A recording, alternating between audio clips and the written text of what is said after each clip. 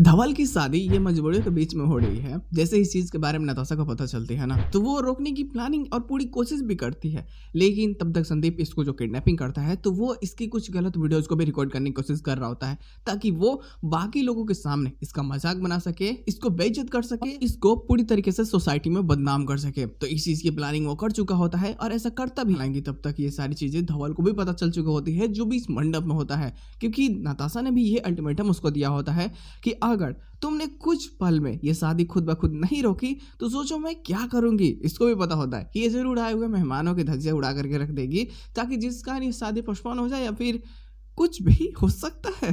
अब बेचारे की ये सोच तो होती है, क्योंकि जैसे प्रणाली को भावीन से पता चलती है, तो प्रणाली जा करके ये बातें जो भी होती है कि शादी पंडे स्टोर के कारण ही हो रही है। अगर पंडे स्टोर वापिस से तुम्हारे पास नहीं जाता नताशा, तो शायद इसे दोबारा शादी होती नहीं, तुम्हारे रिश्ता खत्म नहीं होता।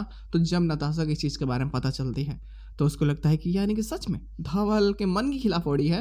तो इसको लगता है कि थोड़ा सा मजा हम भी ले लेते हैं। वो जाकर के उसके सामने खूब सारा डांस करती है, ऐसा मानो जैसा नशे की हालत में हो, और वहाँ पे ऐसा दिखाती है कि वो इस शादी से बहुत खुश, और ऐसा इमेजिन करने लगती है कि धवल रथ से उतर करके आ रहा है और उसके सामने ऐसा बोल रहा है कि नताशा, ये शादी मेरी होगी तो सिर्फ तुमसे होगी और किसी से नहीं।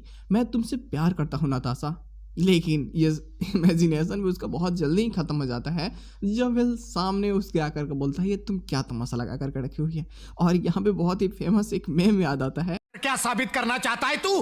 क्या साबित करना चाहता है तू? फिर तू करना क्या चाहता है, ये तू क्या दिखाना चाहता है। तो अभी नहीं बोलता कि मैं तेरा सच दिखाना चाहता हूँ। वेल, यहाँ पे भी वही सारी चीज़ है। अब नताशा बोल देती है कि मुझे पता है तुम इस शादी से बिल्कुल खुश नहीं हो, और मैं ये शादी तुड़वा करके रहूँगी। तुम खुद से ये शादी तोड़ दो बाबू, नहीं तो बाबू मसाए तुम सोच नहीं सकते कि मेरा अगला प्लान क्या है। इसको लगता है कि भाई जरूर कुछ ना कुछ बलंडर होने वाला है, और अमरीश अम्बा ये सारी चीज़ों को देख रहे होते हैं। उनको तो कुछ समझ में आता नहीं कि आखिर ये लड़की चाहती क्या है, ये क्या करना चाहती है, ये शादी होने भी देगी ना। डर तो बेचारों को भी लग रहा होता है, क्योंकि सबको पता है नताशा रुकने वाली नहीं है। तो कितनी भी कोशिश कर ले, कितने भी बैटर्स बना ले, कितने भी कस्में नाते वादे उसको दे दे, लेकिन वो समझेगी नहीं। वो पूरी तरीके से अपने प्लान के साथ में बंधी हुई है, और वो प्रणाली, हेतल, डॉली, इन सभी को बुला करके एक अच्छी खासी प्लानिंग बनाती है। लेकिन उस प्लानिंग से पहले ही संदीप बाजी मार जाता है, उसको बेहोश करके गायब कर देता है। हालांकि दुल्हन मंडप में आती उससे पहले ही इसको पता चल जाती है धवल को कि भाई नताशा ने तो बोला था और नताशा यहाँ पे है ही नहीं, तो फिर कुछ प्रॉब्लम्स तो हैं उसके साथ में, और संदीप भी नहीं है। तो इसको शक होता है, और शक के बेसिस पे ही ये समझो तो खोजने निकल जाता है। काफ़ी लोग, पूरी छानबीन होने लगती है, पुलिस को भी कॉल कर दिया जाता है, और पुलिस आएगी तब तक तो ये खुद ब खुद उस रूम में पहुंच जाता है जिसमें संदीप नताशा को लेके गया होता है, जो उसकी वीडियोज रिकॉर्ड करने की पूरी तैयारी कर चुका होता है। और तब उसके सामने जब सच्चाई आती है कि नताशा के साथ में ये सारी चीज़ें हो गई है, और बाकी सोसाइटी में नताशा के साथ में एक ऐसा व्यवहार हो रहा है, तो उसका दिल कहीं ना कहीं मायूस सा भर जाता है दुख दर्द तकलीफों से, कि नताशा को मेरे कारण, कि मतलब एक शादी छूट गई, तो जिस कारण उसकी उस सोसाइटी में इतनी ज़्यादा बेइज्जती हुई, तो ये पता नहीं आने वाले समय में और कितनी बेइज्जती का सामना इसको करना पड़ेगा। तो इस अच्छा है कि शादी तोड़ते हैं ना, पंडेश्वर को वापस दे देते हैं, और वहीं पे भावीन क्या करता है कि एक और खेल खेल देता है।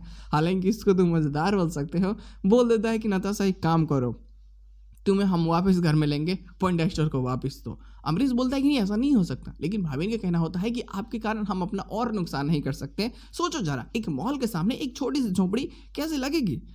मैं भावीन, और मैं अब MD बनने वाला हूँ, मैं आपको भी नहीं मानने वाला। और वो अमरीश को भी बोल देता है कि आप इस पद से रिजाइन दीजिए ना, आपकी कोई ज़रूरत नहीं है। एक छोटे से डील को आप नहीं कर सकते, बल्कि उस छोटे से डील के कारण अब घर वालों को भी इतनी ज़्यादा फंसा कर रखे हुए हैं। कोई फ़ायदा नहीं है आपके, ना बड़े होने का, ना ही आपका इस कंपनी का चेयरपर्सन होने का। हट जाइए यहाँ से, मैनेजिंग डायरेक्टर का पद मैं संभालूंगा। बस यहीं से समझो कि थोड़ी सी और लफड़ा क्रिएट होती है, जो शादियों के बीच में ना कह सकते हो कि आग में घी डालने का काम करती है।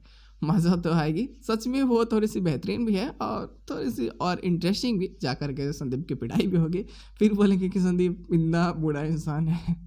पिटाई तो होगी। खैर, तुम्हारी क्या ओपिनियन है, क्या आने वाली स्टोरी लाइन यहाँ से डाइवर्ट हो जाती है या फिर नहीं, कुछ और वक्त इंतजार करना पड़ सके? चाहो तो बता सकते हो।